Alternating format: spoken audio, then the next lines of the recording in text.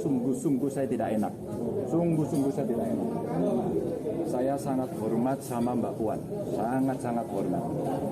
Maka saya masih ingat dan belum lupa ketika elektabilitas saya sangat rendah di 2013 lalu, Mbak Puanlah sebenarnya komandan tempurnya. Itu tidak pernah lupa.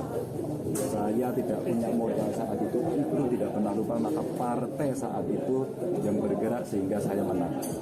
Maka inilah cara penghormatan saya kepada Mbak Puan, karena sampai dengan hari ini saya tidak pernah berkonflik dengan beliau. Baik-baik saja.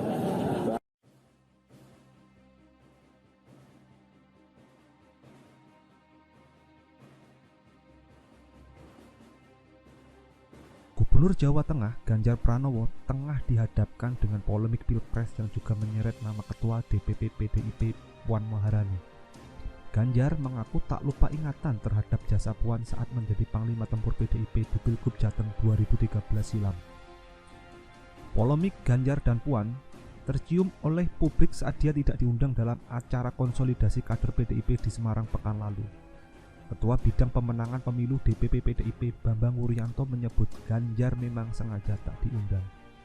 Tidak diundang Ganjar, wis kemajon, kelewatan, yen kue pinter, ojo keminter.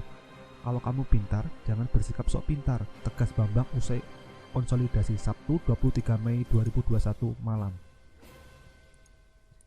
Apa sebabnya Ganjar sampai tidak diundang? Alasannya karena Ganjar dianggap terlalu ambisius menjadi capres. Wis tak kode sik kok soyong belandang, yos tak rodo atos. Sudah saya beri isyarat, kok malah semakin nekat. Ya saya sikapi agak keras. Saya dibully di medsos, ya bully saja, saya tidak perlu menjaga image saya, ujar Bambang Pacul. Ganjar sendiri mengaku heran masalah ini berbuntut panjang. Ganjar mengaku tidak ada konflik dengan Puan.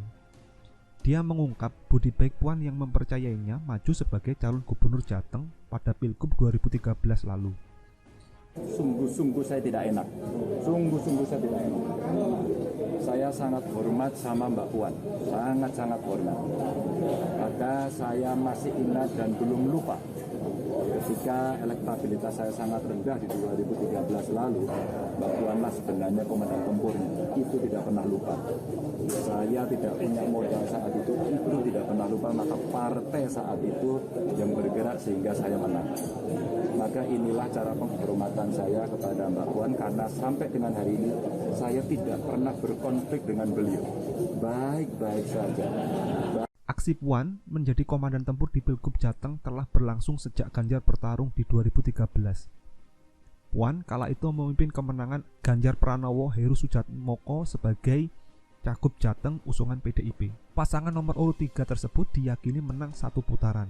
Kalau bicara Jateng, insya Allah kami optimis mempunyai gubernur dan wakil gubernur kembali dari PDI Perjuangan, kata Puan dalam konferensi pers didampingi Cawagup Heru Sudatmoko di DPD PDIP Pantai Marhen, Jalan Brigjen Sudiarto Semarang, Selasa 16 April 2013 lalu.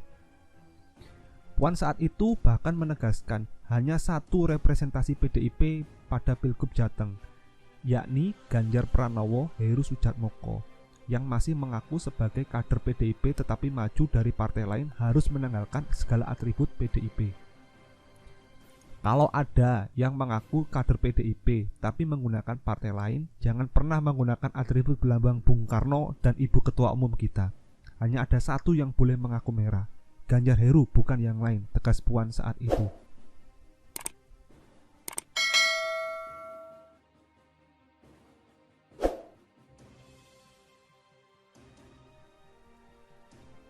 Sementara dari halaman detik.com yang lain, batu tulis tinggal nisan Gerindra PDIP koalisi sejak Prabowo masuk kabinet oleh Matius Alphonse.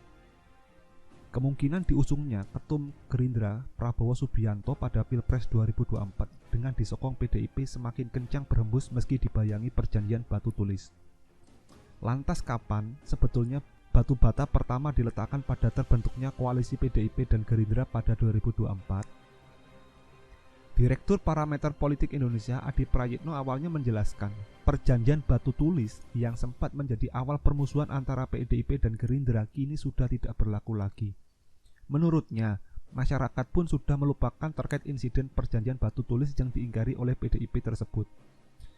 Prinsipnya begini, kalaupun ada kemungkinan Gerindra PDIP itu bukan karena batu tulis. Batu tulis anggap sebagai sebuah nisan politik yang sudah tidak ada artinya dan publik sudah melupakan itu.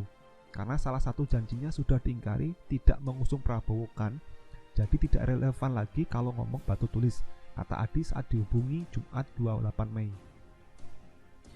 Adi lantas mengibaratkan batu tulis tersebut dengan batu nisan lantaran saat ini muncul kembali kemesraan antara PDIP dan Gerindra. Dia beranggapan hal tersebut umum terjadi lantaran berkaitan dengan politik elektoral 2024. Sudah nggak relevan bicara batu tulis dan anggap saja itu sebagai nisan yang sudah almarhum. Karena isi perjanjian sudah diingkari. Kalau sekarang toh ada kemesraan yang muncul antara PDIP dan Gerindra. Ini bukan karena batu nisan atau apapun. Ini murni muncul soal kepentingan politik elektoral 2024, di mana Gerindra dan PDIP merasa sama-sama cocok, sama-sama klop, merasa kembali mesra setelah 10 tahun saling bersaing, kira-kira gitu ucapnya. Terlampau berisiko kalau menempatkan batu tulis sebagai ornamen dari koalisi 2024 dua partai ini. Karena dalam sejarahnya sudah pernah diingkari. Dalam politik itu, perjanjian apapun sangat gampang diingkari. Jadi makna kemesraan antara PDIP dan Gerindra kemungkinan koalisi 2024 politik as usual, politik biasa saja lanjutnya.